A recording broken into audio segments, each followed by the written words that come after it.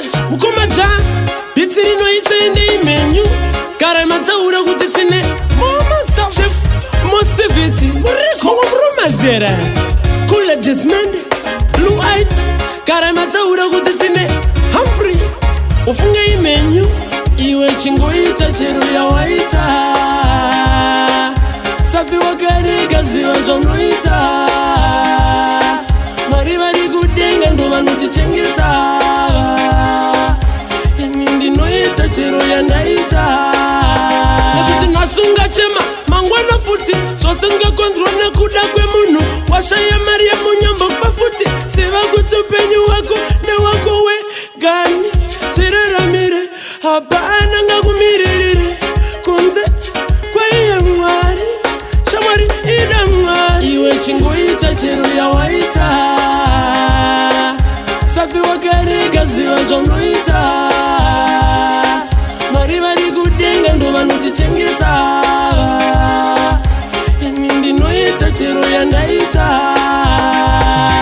aiziva ndiani achave nemari aiziva ndiani kuti ini ndichave aiziva ndiani kuti iwe uchave aiziva ndiani kuti ini ndichashaura vanhu vachitoteera ufunge mwari vanotigonera ndizvo zvinoita upenyu ndizvo zvinoita life iwe chingoita chero yawaita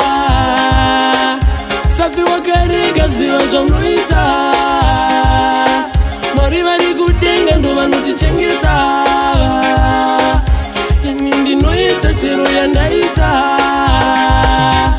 iwe chingoita chero yawaita safi wakarega ziva zvonoita mari vari kudenga ndo vanotichengeta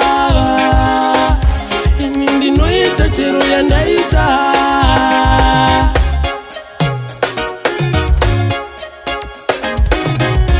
Military touch mukomaja bitsi rinoita ende imenu kare mataura kuti tine Chief Mostivity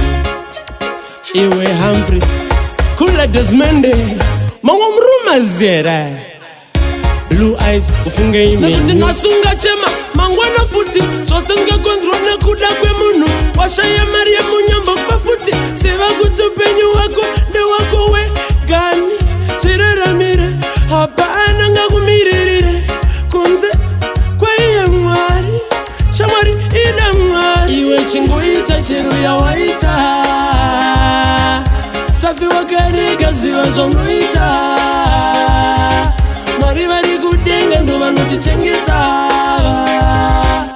ini ndinoita chero yandaita mungomurumazera